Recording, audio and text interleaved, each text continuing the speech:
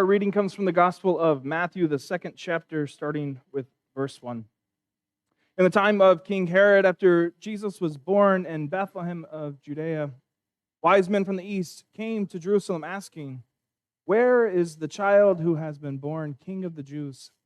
For we observed his star at its rising and have come to pay him homage." When King Herod heard this, he was frightened, and all Jerusalem with him. And calling together all the chief priests and scribes of the people, he inquired of them where the Messiah was to be born. They told him, "In Bethlehem of Judea, for so it has been written by the prophet, and you, Bethlehem, in the land of Judah, are by no means least among the rulers of Judah. For from you shall come a ruler who is to shepherd my people, Israel." When Herod secretly called for the wise men and learned from them the exact time when the star had happened, then he sent them to Bethlehem, saying, Go and search diligently for the child. For when you have found him, bring me word so that I may also go and pay him homage." When they had heard the king, they set out, and there ahead of them went the star that they had seen at its rising, until it stopped over the place where the child was. When they saw that the star had stopped, they were overwhelmed with joy. On entering the house, they saw the child with Mary, his mother, and they knelt down and paid him homage. Then, opening their treasure chests, they offered him gifts of gold, frankincense, and myrrh. And having been warned in a dream not to return to Herod, they left for their own country by another road. This is the good news, the gospel of the Lord. So how many of you, we're kind of late to ask this question, but how many of you did New Year's resolutions for this year? 1, 2, 3. Anybody vulnerable enough to share what it is? Okay, Greg.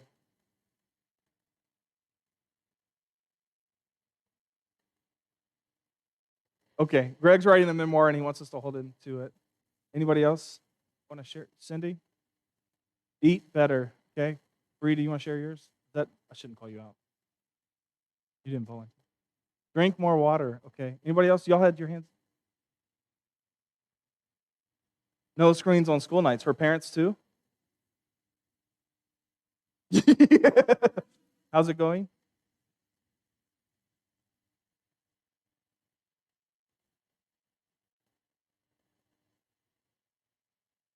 Yeah, Sundays don't count?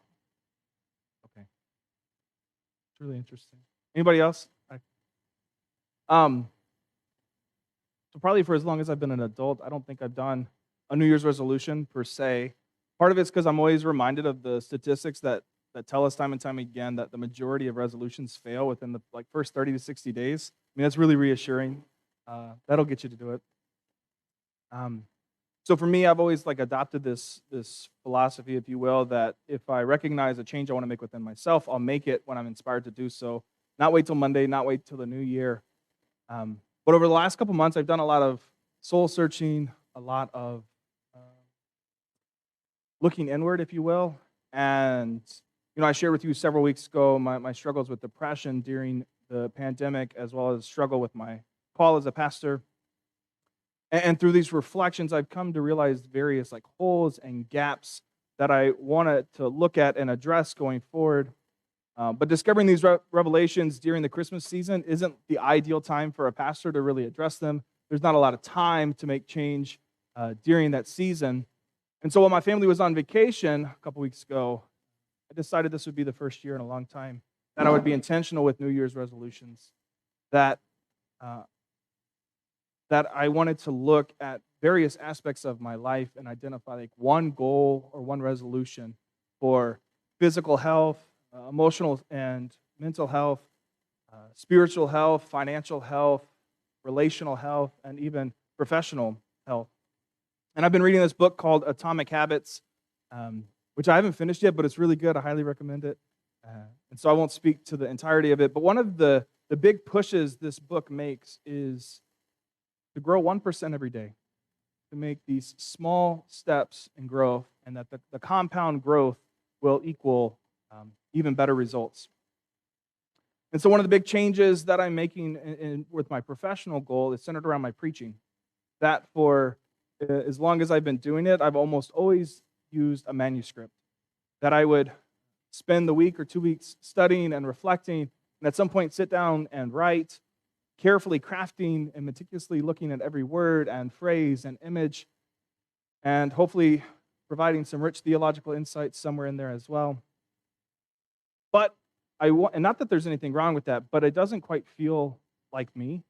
And so I want to get to a more extemporaneous and free flow style of preaching where it's more notes based and outline based, where I'm not reading so much as I am engaged in dialogue with you.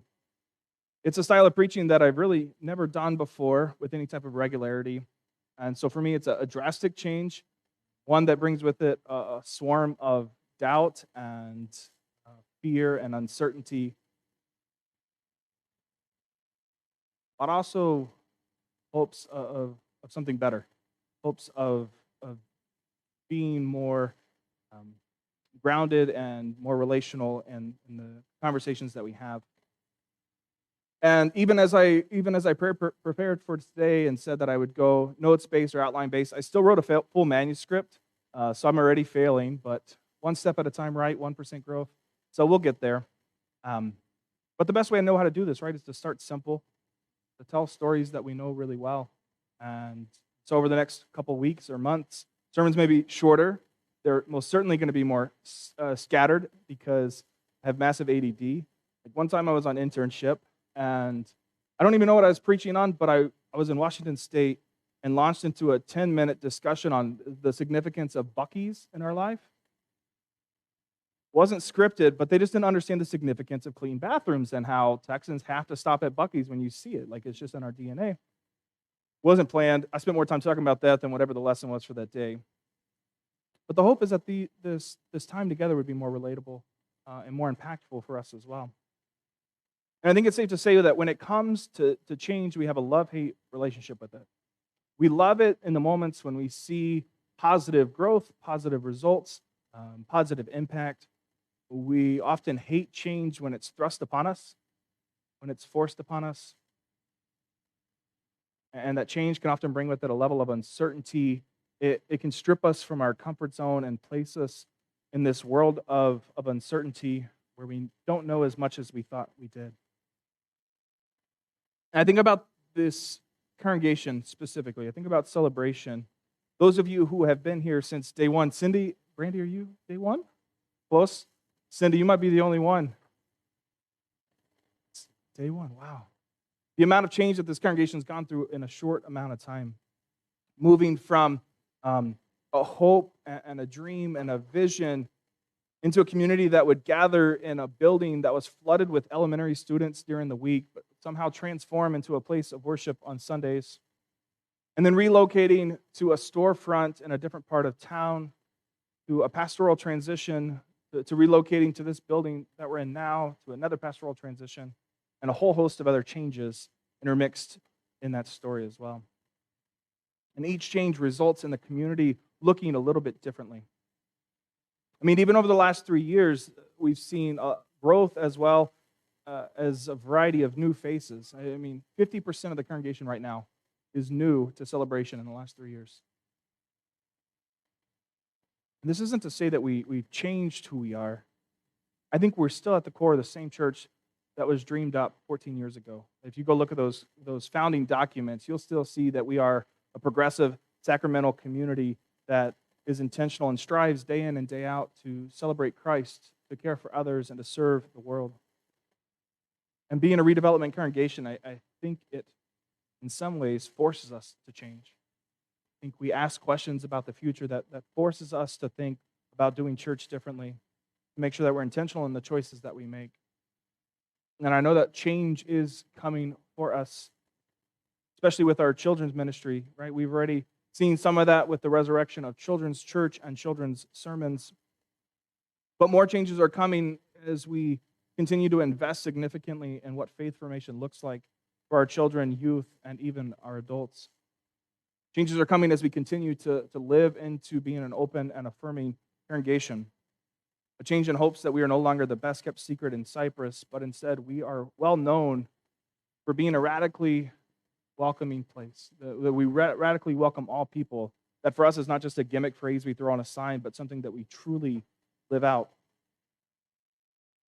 And in the near future, we'll be having conversations about location. We've been in this space for 5.5 years now. Is this the longest we've been in one location? Storefront? I can't remember how long it was.